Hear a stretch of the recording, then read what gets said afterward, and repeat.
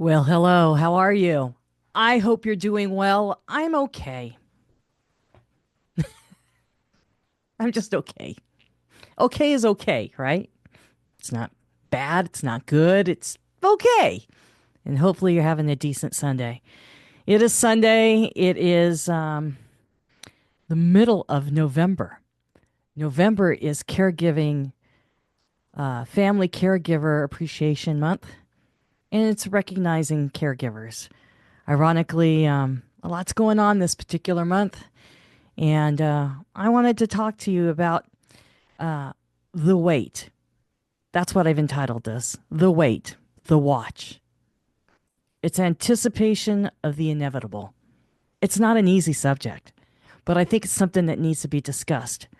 Found out that a lot of people don't like to discuss the inevitable, whether it be in caregiving and the end result of your caregiving, especially if it's for a loved one. The subject matter is difficult. Caregiving for someone can be hit and miss. I found out that majority of the caregivers tend to be daughters, not sons, when it comes to your parents.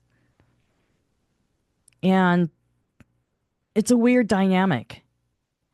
I know that when I was in a situation where I needed to take care of my parents, there were things that I would never even think that I would be doing.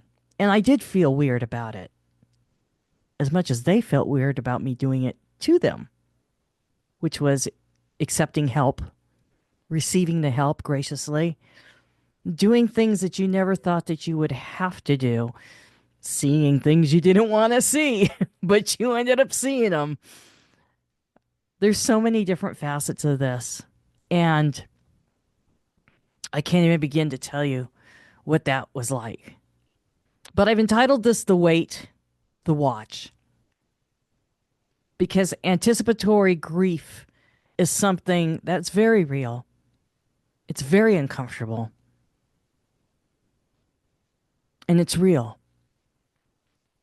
I think I said that already. I'm going to read you something here. Anticipatory grief is defined as grief that occurs before a loss. The term is often used in context of death, but it can encompass the impeding loss of things not related to death. It could be anything: the loss of a job, loss of a marriage,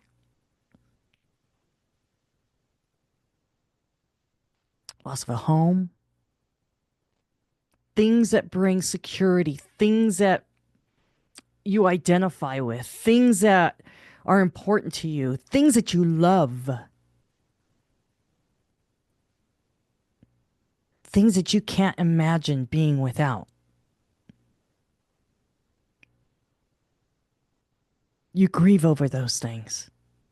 Some people work their life for a career and they put all their energy into this career, and something happens and it's gone.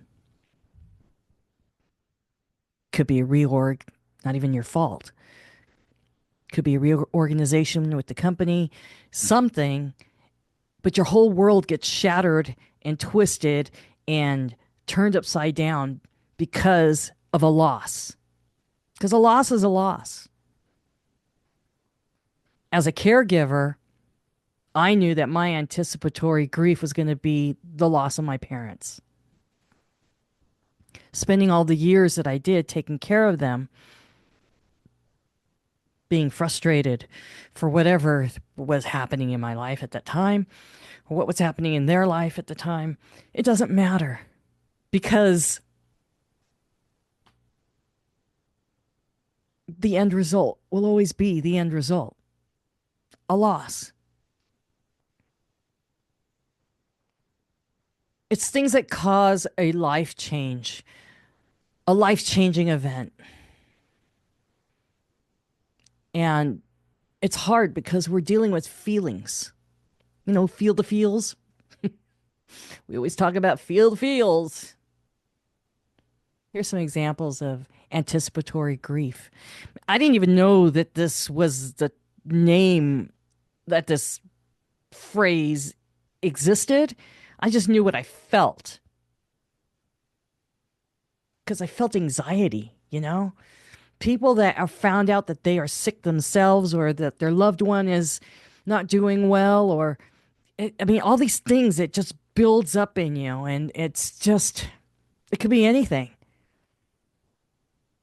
The birth of a baby, the possibility of something not being normal, autism, an organ transplant, amputation, mastectomy, obviously a death, life changing situations like impending divorce,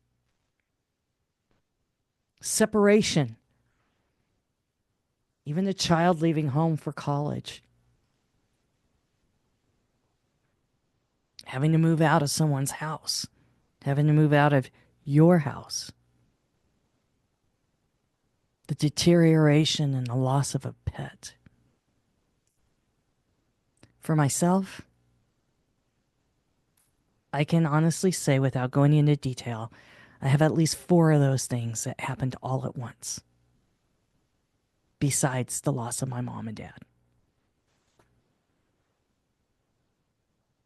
I've said it before, but this used to be dark. I cry a lot. I admit that. And I apologize if I tend to get wet in the eyes because these feelings are real and they do happen, and I'm still going through it, and I won't make a video while I'm going through something. I tend to talk about things as they happen because I've gone through it, because things can change if you're in it. And I'm in a lot of stuff. My mom passed in June, for those that don't know it. My dad passed in November of 2020. But because my mom needed me to take care of her 2 months after he passed, I hadn't had a chance to grieve him. So a lot of the stuff that I'm going through now concerning them is like double. And I'm in the middle. They're like bookends on me. Anticipatory grief, the implications of life events can be multifaceted, and it could be involving concerns about finances, how you're going to support yourself, how you're going to support your family. They may involve feelings of guilt. Um,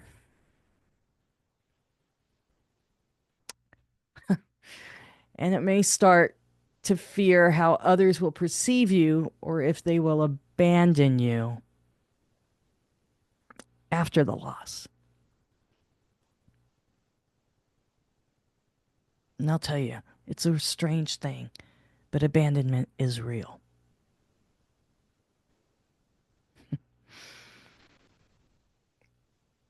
You start to notice that there's going to be a major shift in relationships in you and in others. You're going to see who stays and who goes. If someone would have told me that in the beginning, I would have gone, no way. But it happens. I'm going to be making some quotes from Megan Devine's best-selling book called It's Okay That You're Not Okay. And she was the first one that brought it to my attention that that does occur. And I was like, what? That people get so uncomfortable with the whole deal of grief that they don't know what to do. They might be strong in the beginning, but they fade like Homer Simpson. They just disappear into the bushes. And like I say, that's true. I don't understand it. I don't like it. but it's real.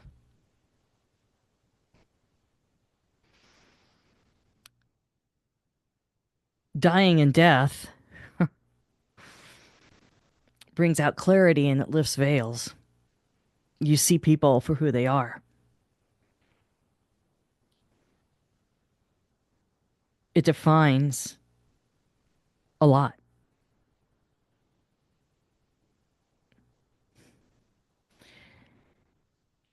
People are going to pour themselves out into you,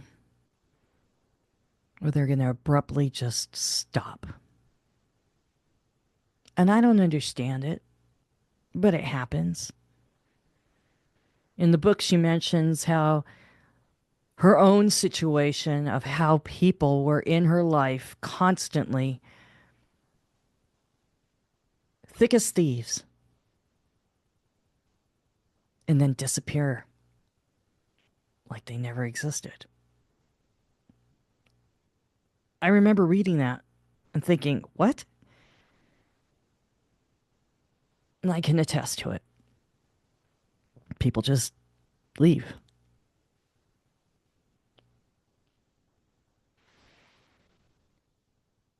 Anticipatory grief is similar to conventional grief after death insofar as they involve many of the same emotions. But with conventional grief, the emotions you experience are direct consequences of loss. Anticipatory grief is the grief that you expect to experience, much of which is conceptual and can change over time. It's sometimes described as a roller coaster because you can shift back and forth between feelings of distress for several days and feeling of normalcy for several other days. And then you might be clinging to hope, and then you're in the hanging on, and you're like a buoy at one moment in the middle of an ocean. And it's just emotions up and down and every which way. It's so sickening, but it's true. I'm currently doing a grief group, and I'm starting to do it once a week. And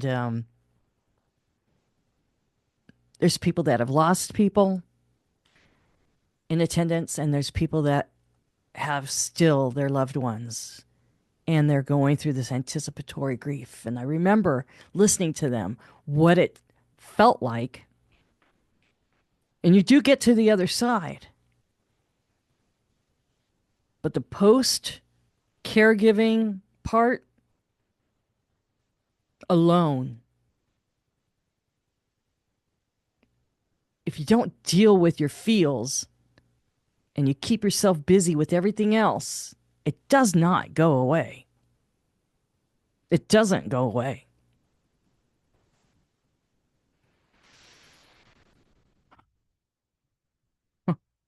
It doesn't go away because people can avoid things. And, when they avoid things, it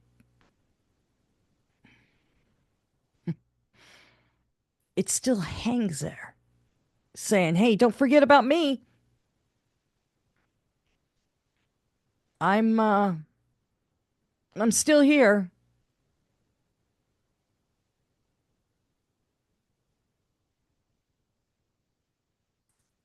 I read you something that Megan, it's a quote from her book, and kind of hits home.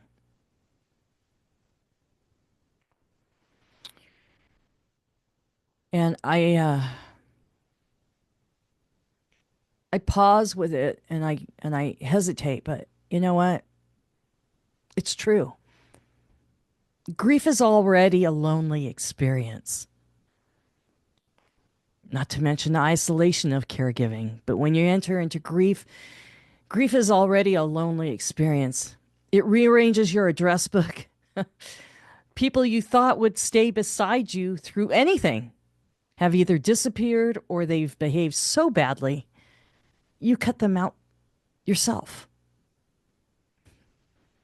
Even those who truly love you who want more than anything to stay beside you, fall short of joining you here. It can feel like you lost the entire world right along with the person who died. God, is that true?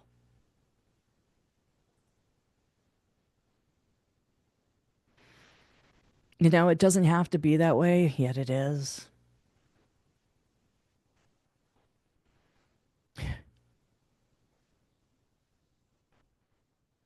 Bereavement experts contend that anticipatory grief allows a person to confront their fears rather than avoid them, deal with unfinished business, both practical and emotional, get to say goodbyes and make preparations for moving forward. But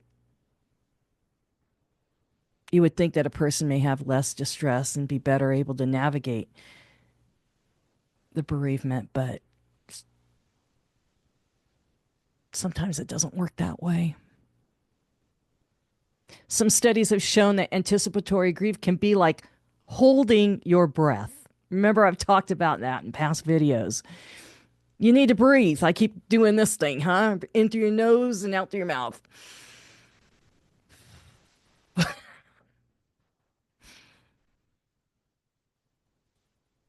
It's the harsh reality of dealing with loss and preparing for it, you know?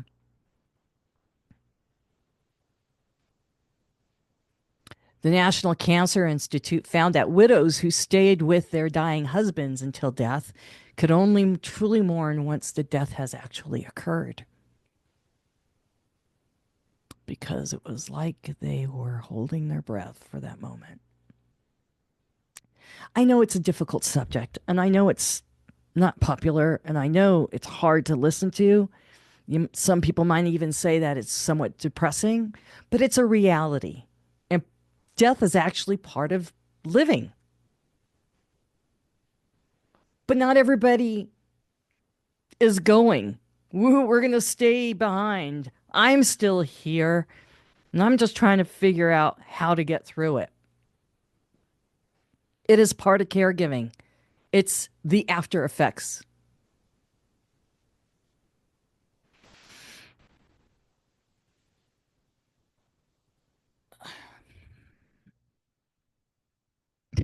And if this doesn't make me feel any better, let me tell you. Between 7 to 10% of bereaved adults meeting the criteria say that symptoms persist about 6 months or more. Feelings of part of yourself has died. I'm sure there's plenty of spouses that have cared for their husbands or wives. They're significant to others. They feel like a part of them has died. You always hear about people um, feeling like part of them is gone. Sometimes you'll even hear people dying of a broken heart. They were so close to their spouse that they don't survive long after. A sense of disbelief about the passing, avoidance of anything that reminds them about that. And they have difficulty engaging with friends and pursuing interests and planning for the future. I remember this emotional numbness. You just kind of walk around like you're in a fog, feeling that life is meaningless, feeling alone and detached from others. And let me tell you, it doesn't get any better when they leave you, because you're still alone. You just really feel like you're alone. As a caregiver, God, I keep doing that. As a caregiver, you can feel like you're having a mental breakdown. You're emotionally unstable because there's so many things that you're dealing with. But then also, you can also have a stoicism, you know, that you're stoic, and that's your controlled emotion. It's not your true emotion, but it's a controlled emotion. Because a lot of times the person that's a caregiver also has to have their ducks in order. Not only that, they get thrown into a hospice nurse boot camp. You're so busy taking care of your loved one, making sure that they're clean, they're comfortable, and you know, getting them right on the right track so that they can have a decent quality of life. And then when hospice walks in, all of a sudden you have to put the brakes on that. And it's not about having quality of life. It's about having quality of death. Wait a minute. I spent all these years taking care of them, making sure that if something went wrong, how do I fix it? If there's an infection, how do I fix it? If there's a sore, how do I fix it? If they've got a fever, if they got sick, how do I fix it? How do I fix it? How do I fix it? All these months, all these years, how do I fix it? And then you get into hospice. We don't do that. We don't fix anything. What? And you as a caregiver have to shift. Just like that. Boom.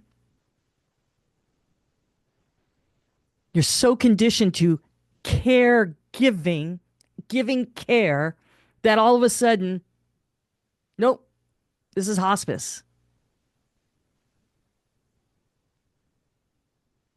We make sure that they're clean, comfortable, and safe. That is our responsibility. And you as a caregiver, as a primary caregiver, you are now only there to make sure that they're comfortable, that they're clean, and that they're safe.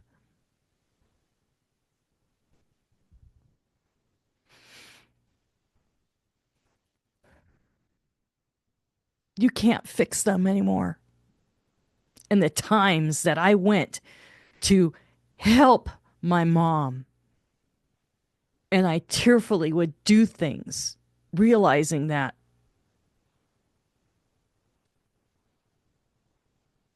her body was breaking down. When I was by myself, trying to manage by myself, I would see bed sores. And when I realized the bed sores were not prevalent when before hospice because I was on top of everything. I made sure I never even got to that point. But when her body stopped working, everything starts to deteriorate. And no matter what I did before or how I did what I was doing, it didn't matter. Because what I did wasn't going to change anything because her body was deteriorating. The phrase that you hear all the time is, we're in decline. We're in steady decline. They don't say she's dying. It sounds better when it's, they're in decline. Okay. So it sounds better, but it doesn't feel any better. You got to remember that your skin is your largest organ. And when the organs of the body start to break down, deep tissue bruises occur, deep tissue sores, pressure wounds. My mom was bedridden. It didn't matter what I did. And I saw it.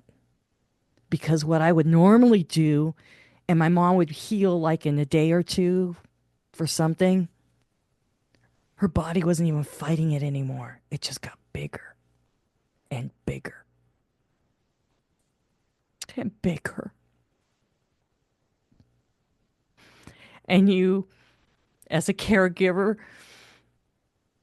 feel like you're failing. You feel like you didn't make the mark. You didn't do everything you could do. when in actuality, you did everything that you could do as her body was failing. Same thing happened with my dad.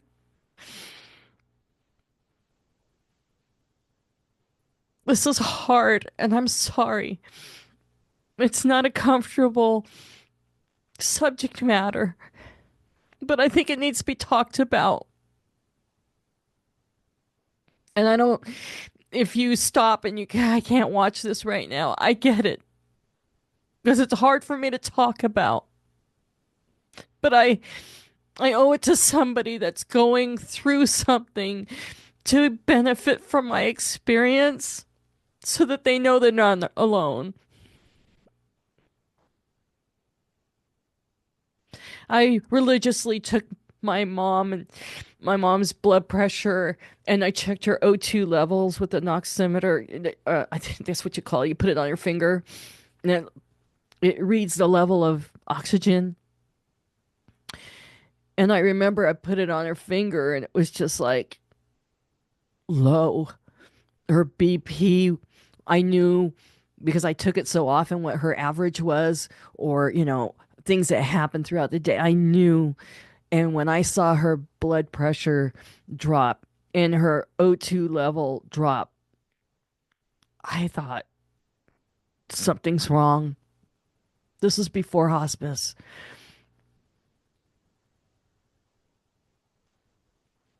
But when hospice shows up, you stop fixing. And she sleeps more. She doesn't talk as much. And the breathing changes. And the appetite changes. Eventually, the swallowing stops. And the medication that you've been taught to deal with this hospice nurse boot camp, the little kit that they give you is for that particular time. And a lot of times, because we're thinking about fixing somebody and making sure that they're good, you never consider the fact that the box that they give you with the little kit and that nasty word that starts with a M, morphine, that everybody's afraid of, we're thinking, oh, I can't give that to them. We don't want to get them addicted to it because I'm still in that mode of fix. Like mom's going to get better. No, she's not going to get better. But it's about being ahead of her pain, if there's any pain. It's being ahead of making her comfortable so she doesn't experience that. She can no longer swallow, so you drop the drops in her mouth because it can be absorbed through the cheek or the gum under the tongue. Your routine for your medications, they all stop. What you knew was to be normal is no longer. Mom was in hospice care for 3 weeks. That's it. And I questioned if I did it long enough, if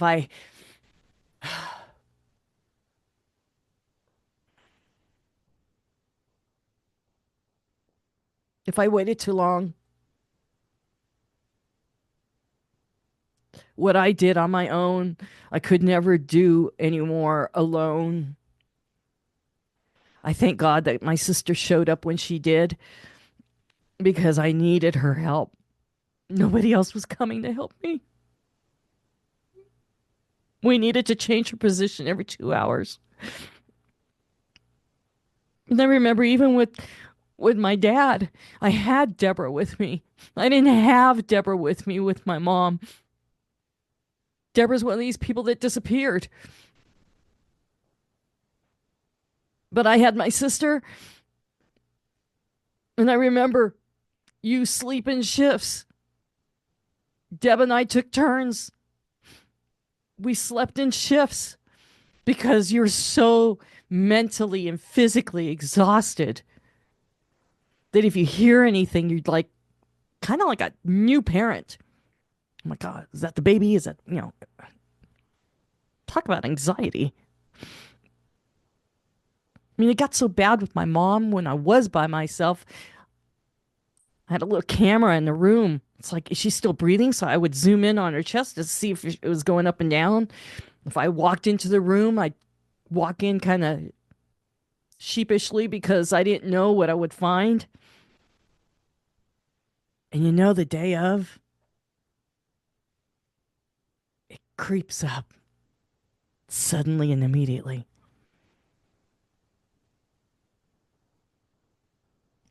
You can be exhausted and delusional, and you can be ignorant too, because you're disbelieving what's happening. Your body, your brain goes into shock. Like, I'm here. This is the day you've been waiting for. All those anticipatory days that you've been wondering about. This is the day. And then you're expected to go through the motions of making phone calls and doing texts and emails. And you do everything methodically in numbness. I'm a believer. I love Jesus. He's always been good to me. But I thought, how much am I supposed to take?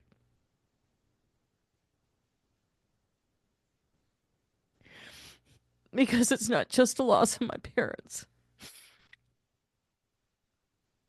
We kept pictures of life in my mom's room.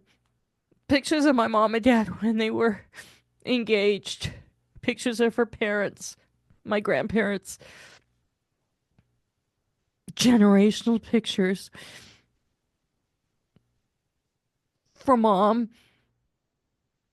Something to focus in on, something to look forward to, because I believe in my heart of hearts that when you go into heaven, you're immediately in the presence of the Lord when you take your last breath. And when you meet up, you're in your youth. You're in the best shape that you could ever be in because God blesses you with a body that doesn't deteriorate, that isn't dying, that is not of this world. And you are in the most glorious time of your life. And so when my mom took her last breath, I went and I immediately looked at the picture of my parents and when they got engaged, but it was gone. And I panicked because that's what I wanted to see. I wanted to see my parents in their youth. And all I remember is my sister asking her niece, my niece, where's that picture? Because I immediately looked at it because I knew mom used to stare at it all the time. She had great thoughts about my dad and her. I don't even think she realized they were divorced personally, spiritually. I don't think that they really ever were. They may have been physically separated, but it doesn't matter. My mom was happy with my dad, regardless of what happened. And I wanted to see that picture, but my sister, or I don't know, somebody took the picture. I didn't have that to look at.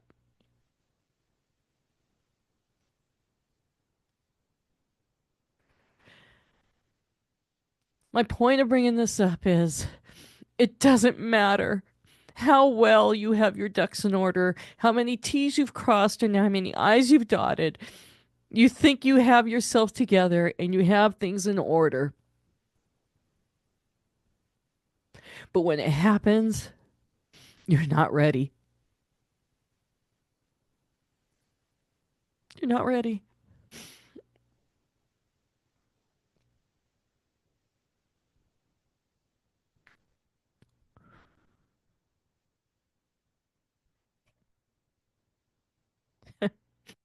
You're not ready.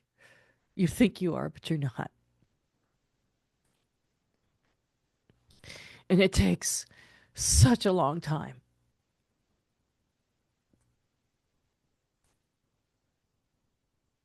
It takes such a long time to get past that.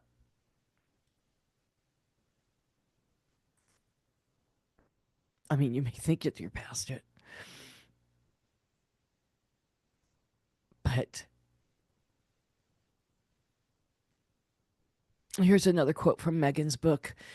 It's okay that you're not okay. Everything is different now.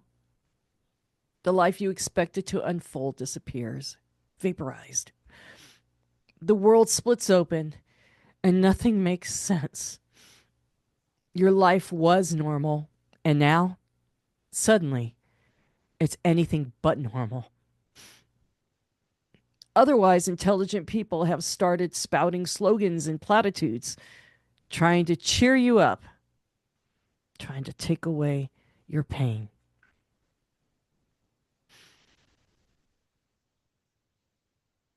You know why that stands out to me? Because people don't know how to feel. People don't acknowledge their own feelings. And when they try to be saying something with wisdom that they think is caring, it's simply because they just don't know how to be around you. They don't know what it's like. Because 9 times out of 10, they've never gone through anything like that.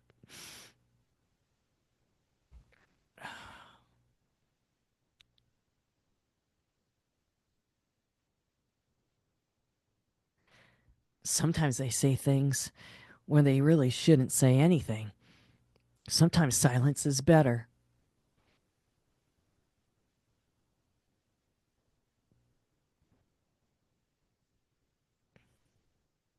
Here's another quote. There are people who don't care one bit about your pain, and people who are far more concerned with being seen as helpful and important than they are actually being helpful.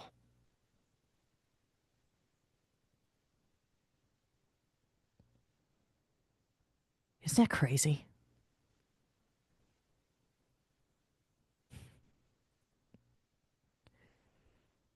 It matters to them how they come off because they don't know what to do with you. You already feel like crap. You already feel lost.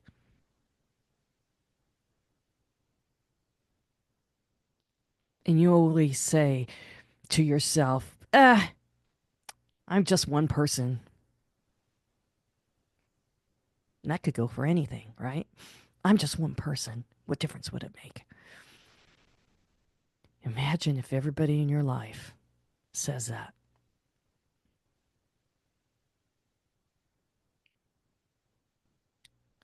You're left with no one.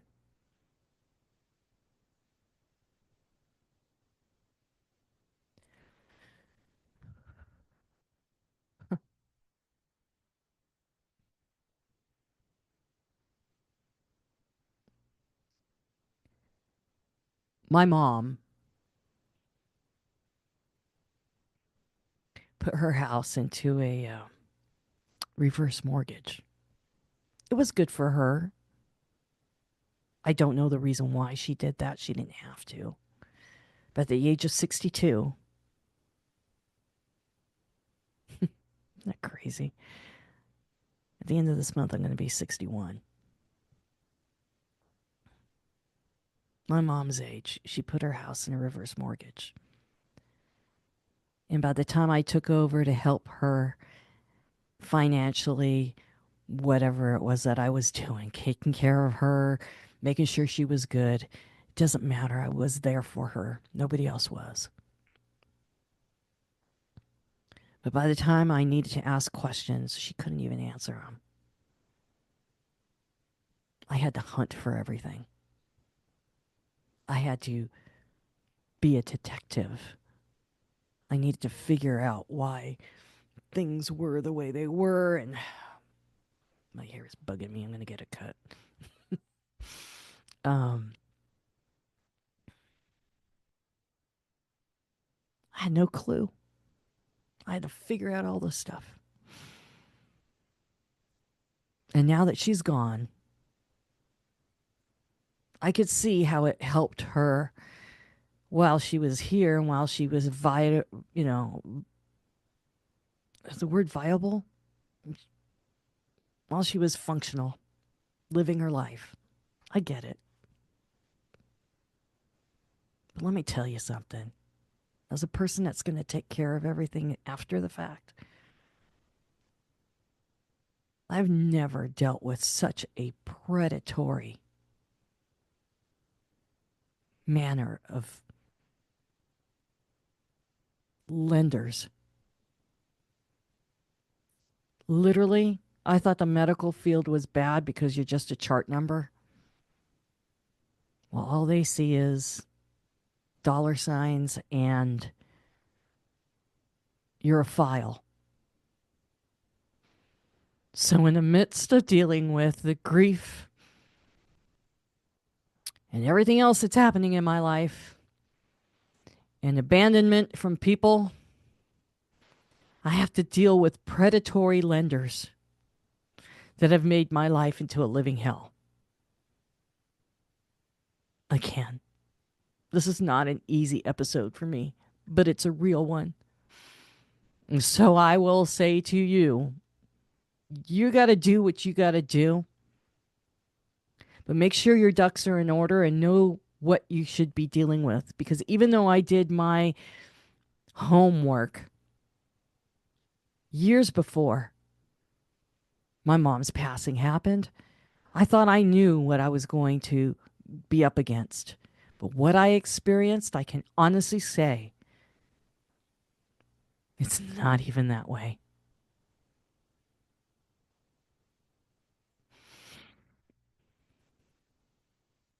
It's been a living hell.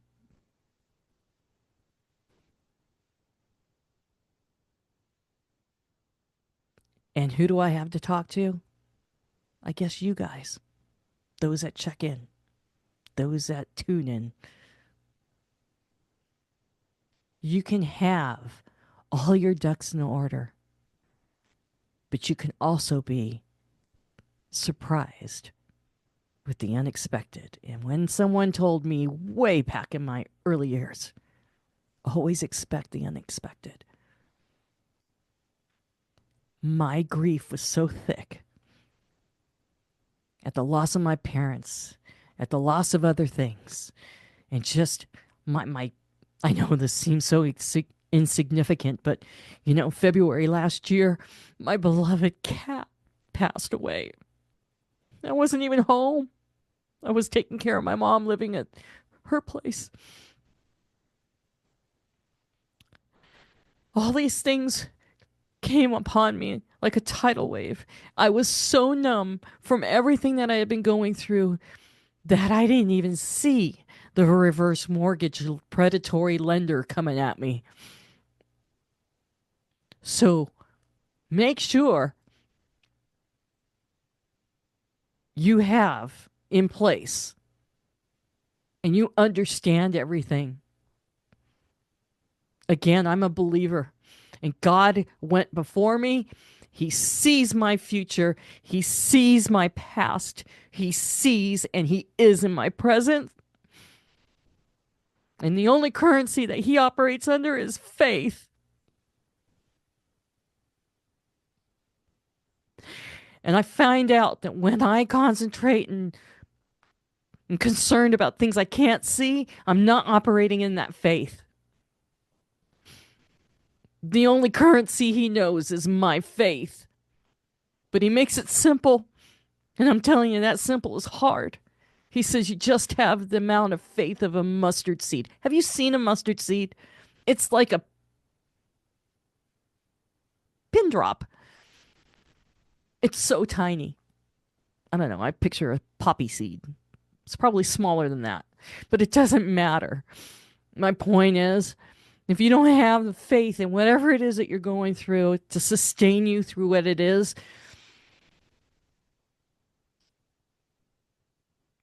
you need to revisit where you're at. You need to look at yourself and say, okay, wait a minute. Am I operating in fear or in faith? Because God's already got your back. Are you going to believe and trust in that? Are you going to hold firm onto that?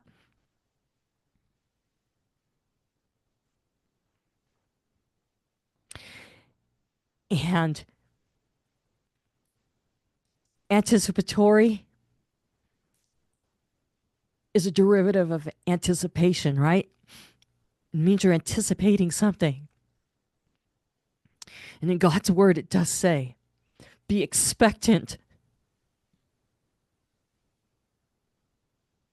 and anticipate that He will come through with whatever you're going through. And like Psalm 91 says, as He will protect you and your household and everything, He will make sure that you are unscathed through this. And there are days that I don't know how I'm standing. There are days that I don't know how I'm going to make it through because I'm alone.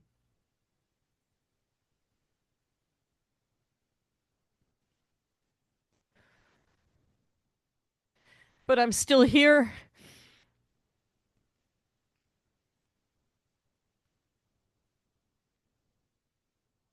And God is my witness.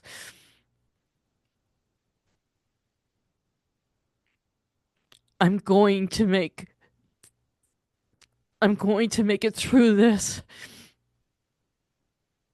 I just know that I have a lot of things to go through, and I don't know when that will be done.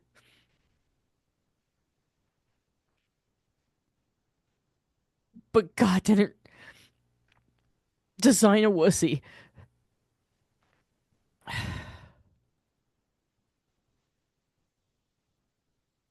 My parents came from two other countries to come here to the United States. Most people here in America move from city to city, sometimes state to state. My parents came from two countries to be here before I existed. And I want to believe that whatever drove them and made them who they are is in me. I'm not going to fold into nothingness.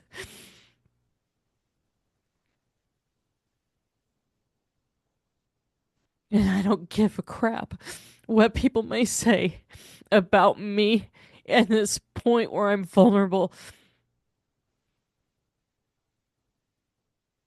Because I know that my vulnerability is going to help someone else. Because they're going through pain too. And I know that the days that you find that you're crazy, or you feel like you're crazy, or people accuse you of being unhinged, or irrational, or whatever it is, it's not. Because it's the burden that you bear from all this. Yes, November is Caregiver Recognition Month. It's difficult. It is hard. It's painful. And no one understands that more than the person that has taken on that.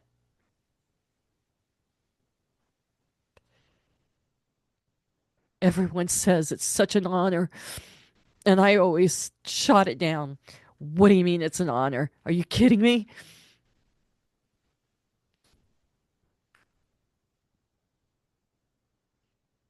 I can look back and say, you know what?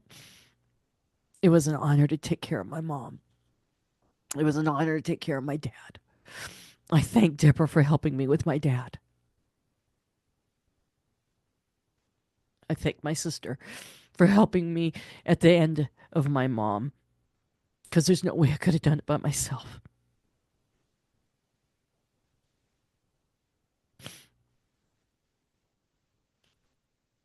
But caregiving is not for the faint of heart.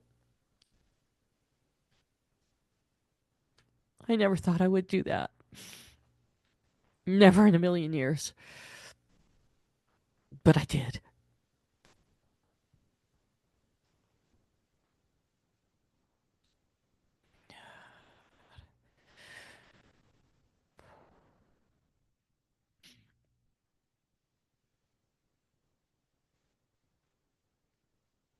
The wait,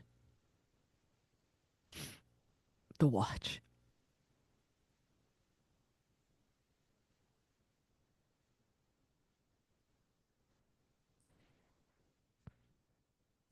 People don't help you get through it because it doesn't really go away. It's something you incorporate into your life.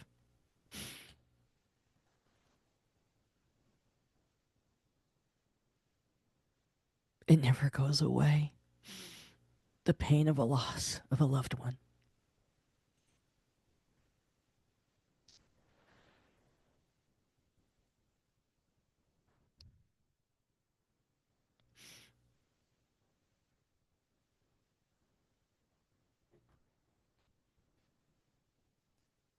You just learn to live with it.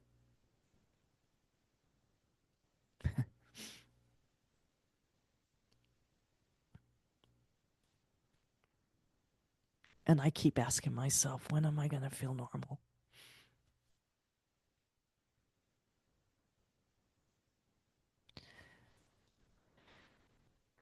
And I say to you what I always say: be gracious with yourself.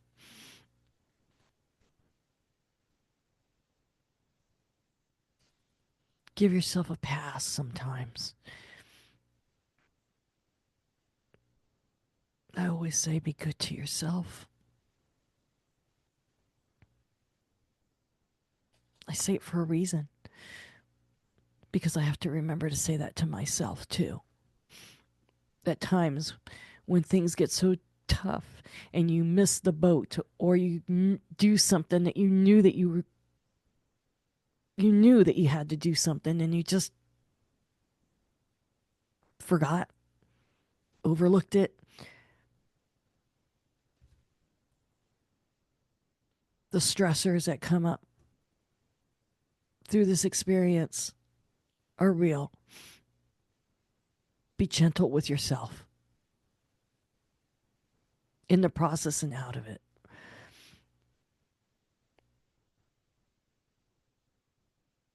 And this just happened to me. I'm so disappointed in my hospice bereavement program. And I won't refrain from saying that SALUS hospice has disappointed me. The nursing staff was good for mom,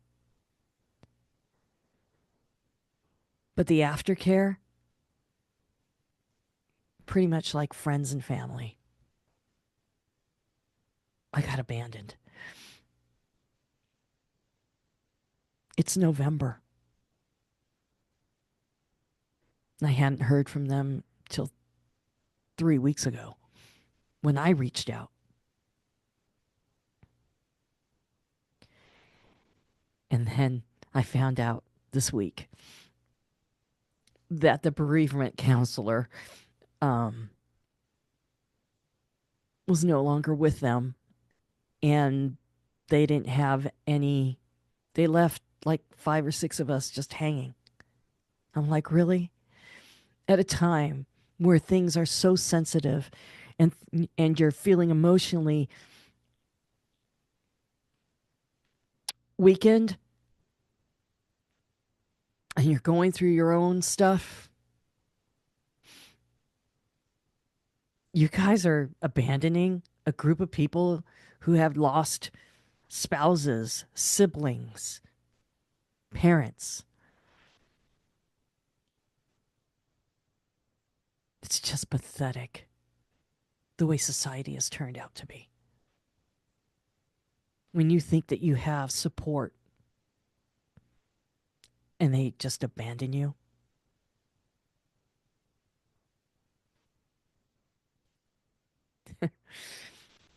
talk about adding salt to a wound. Anytime you're abandoned,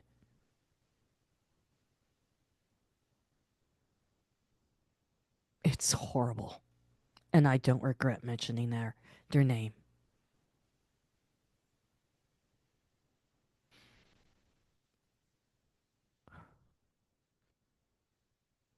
But like I mentioned earlier, I'm doing my own type of grief support group. Thank God I'm doing it.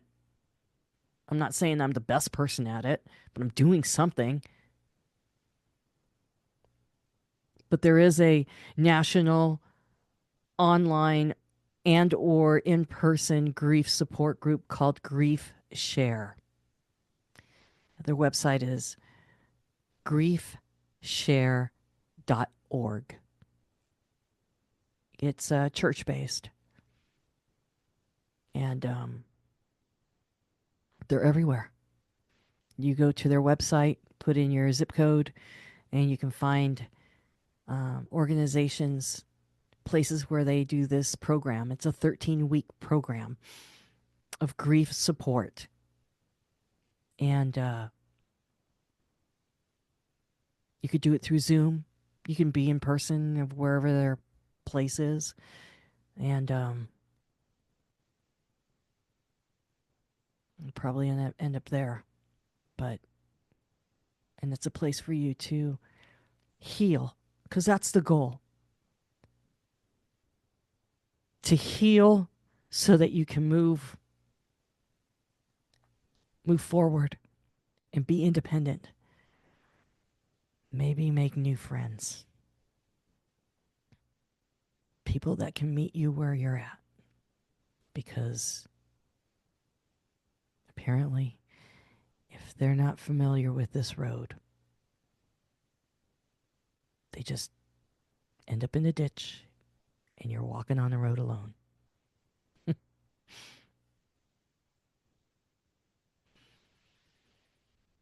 I'm okay.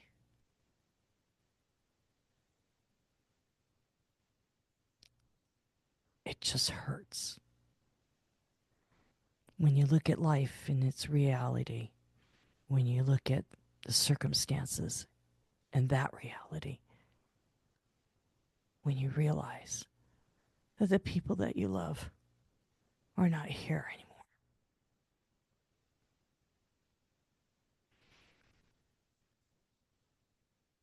I thought caregiving was isolating, but post caregiving can get pretty dicey too.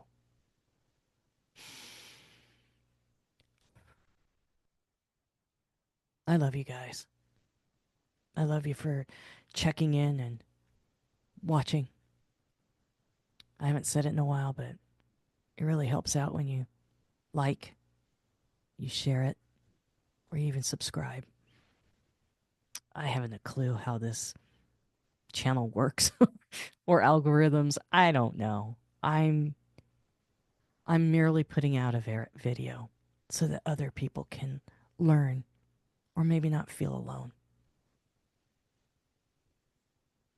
I only talk about me and my experiences.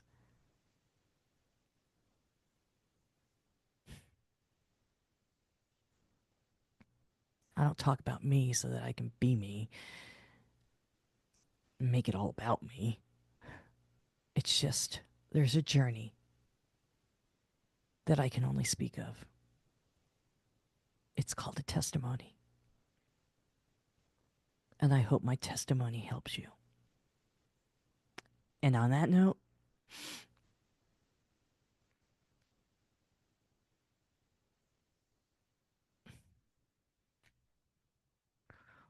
watch this video or or watch that video and continue to learn through my experience. And in the meantime, be blessed. And remember, and I mean it, be good to yourself.